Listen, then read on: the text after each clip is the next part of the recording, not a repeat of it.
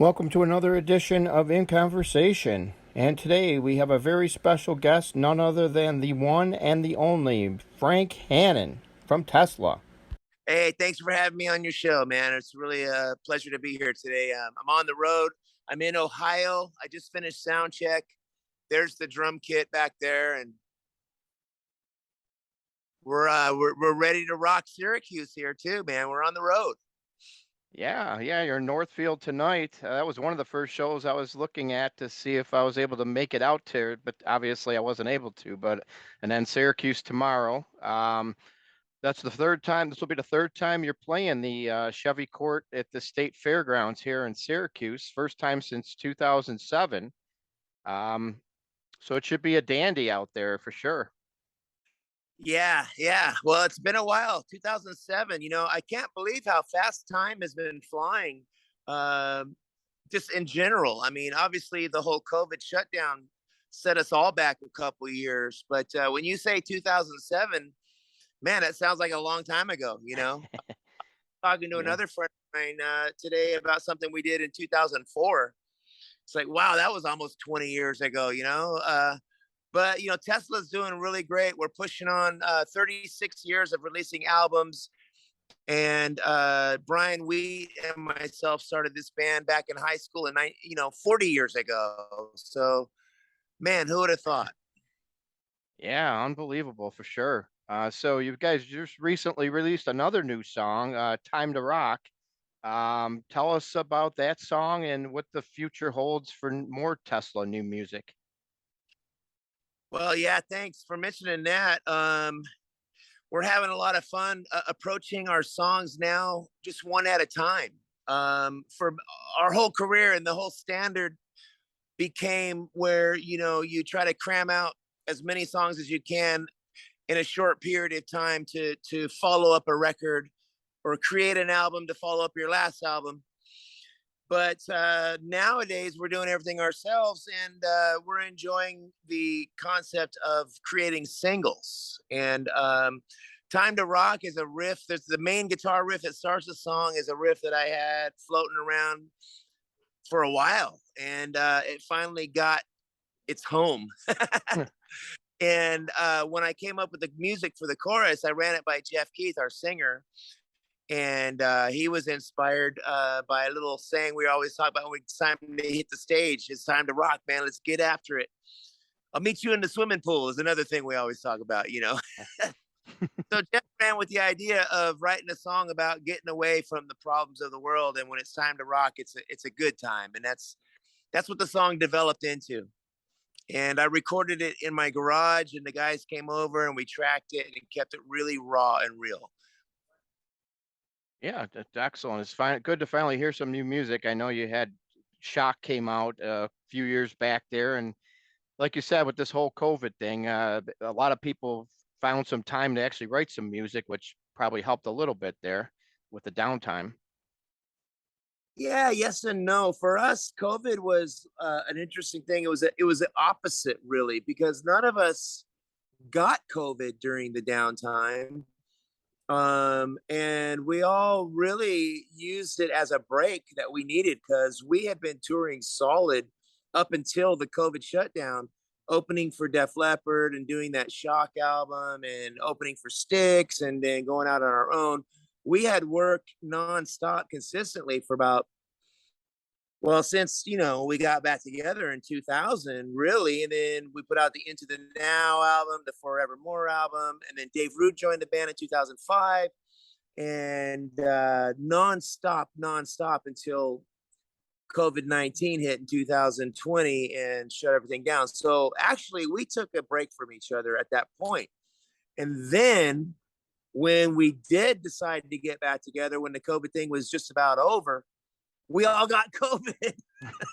We all got sick and had to cancel the tour in August, right when we put out our song Cold Blue Steel at the very end of the whole COVID thing. So it was a very bizarre time. Let me just leave it at that. That's for sure. Well, three platinum studio albums and a gold one to boot, as well as the acoustic live 5-man acoustical jam also going platinum. How did you guys manage to do all that with just two top 40 hits? That's actually an impressive feat if you look back at that whole process there. Well, man, I can't answer. I have no idea how things happen. It's all accidents and it's all combination of hard work and timing. And we came out in an era of the 80s that was the late 80s that soon after in the 90s became known as the hair band era. So that made it harder. Mm. But we survived all that stuff. And I think it's because of the songs and our loyal fans, and Jeff Keith, our singer, man, he always writes the lyrics from the heart.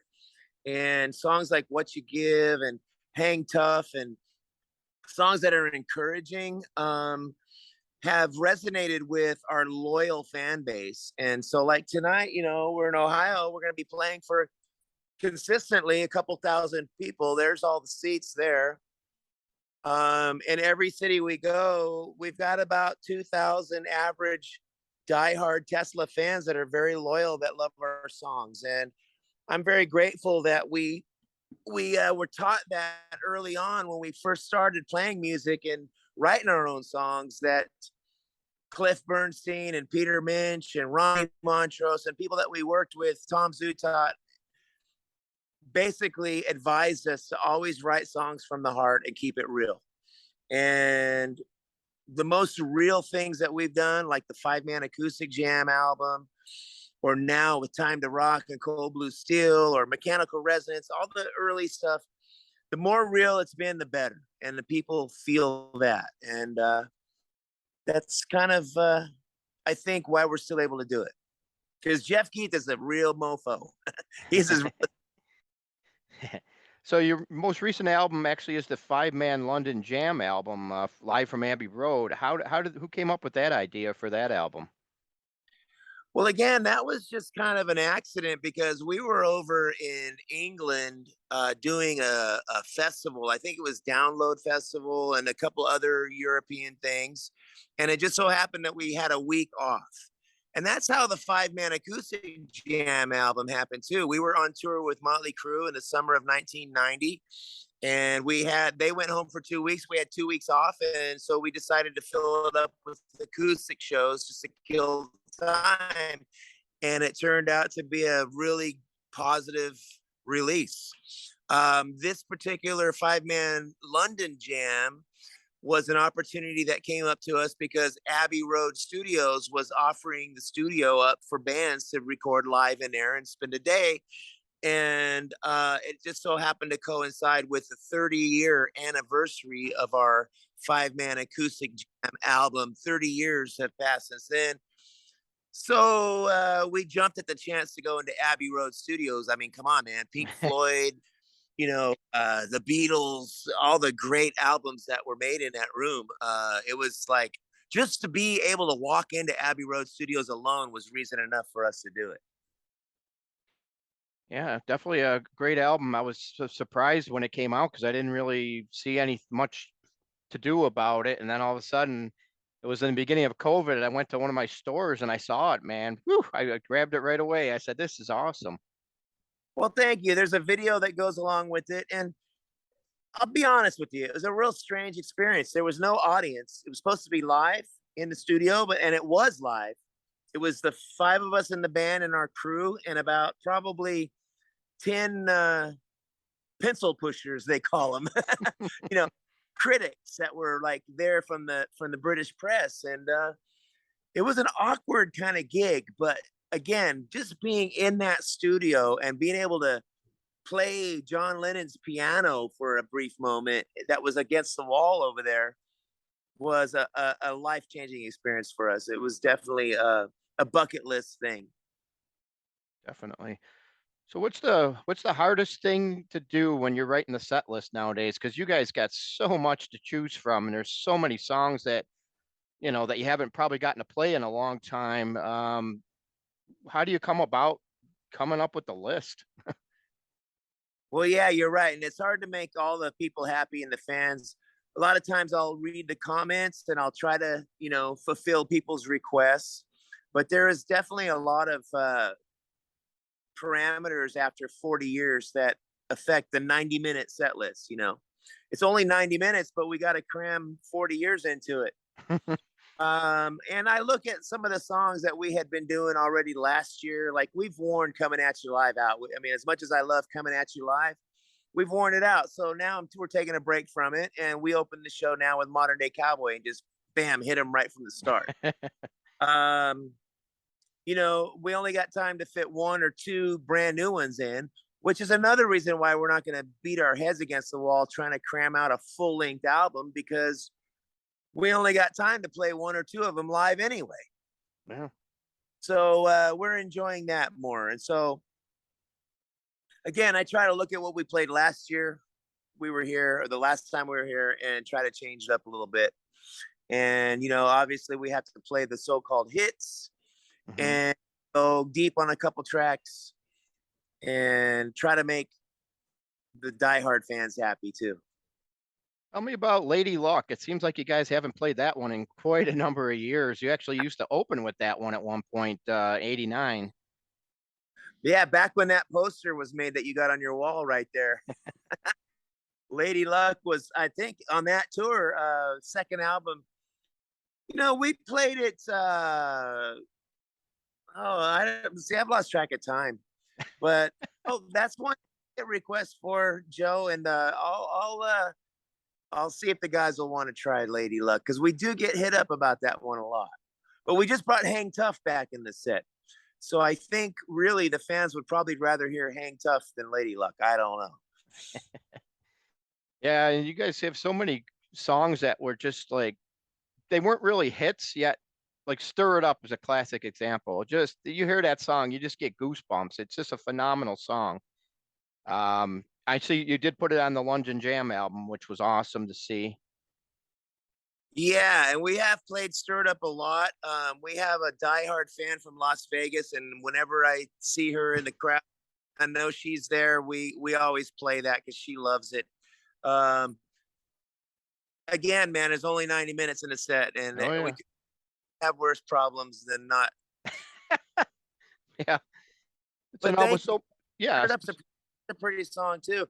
Hey, speaking of that, yeah, with new song that we're working on, JK and I, we're just in the dressing room, and we're gonna put it out when it's ready. And it's a song similar to Stir It Up or Love Song, in that vein. Tesla's got about 3 or 4 different veins. We've got like your ballad love songs, and then we've got the controversial modern day cowboy, cold blue steel metal songs, and everything in between. So but we've got a new love ballad that we're working on that's reminiscent of Stir It Up, and that's going to come out after the first of the year. Yeah, another song that would have fit the times pretty good over the last couple of years is Government Personnel. Yeah, no kidding. So Yeah, that's insane. So with so many songs you guys got out there that were never actually on albums, is there any idea of coming up with a box set at all or anything like that? well, me personally, I don't know much about the state of music business as far as physical products go, and whether or not there'd even be space on a shelf somewhere at a Target, or if there's any record stores that would carry a Tesla box set. Maybe we would offer it on our website. But that's more of a Brian Wheat question. Brian's more into that kind of stuff. We do have a lot of old demos and things that were done, and some obscure stuff, but I can't give you any forecasts on a box set. Right. All right. Just about 2 more questions and we'll finish here. You did the Great White Tour back in '89 where you guys were touring together. And then you did the Psychotic Supper tour with Firehouse when you guys were headlining there.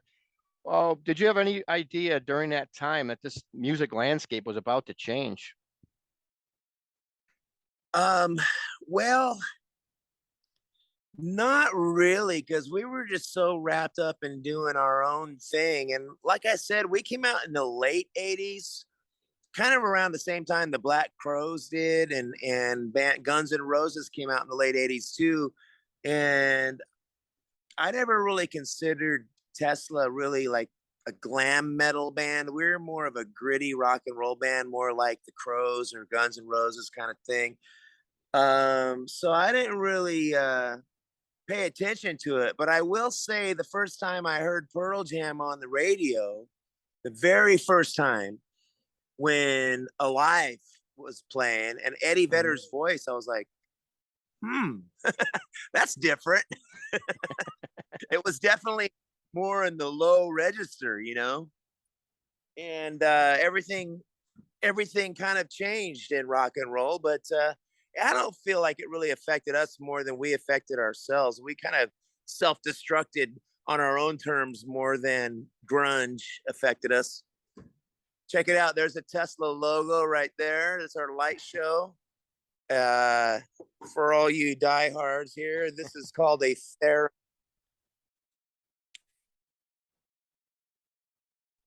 It's the thing that makes that crazy noise in Edison's medicine. Ah, In case you're so anyway, man, it's great talking to you, Joe, yep, and look forward to seeing this online. We're going to be in Syracuse tomorrow, yep. and thank you for the interview. All right. Well, thank you for your time. I much appreciate it. My pleasure, and rock on, and we'll see you down the road. Okay.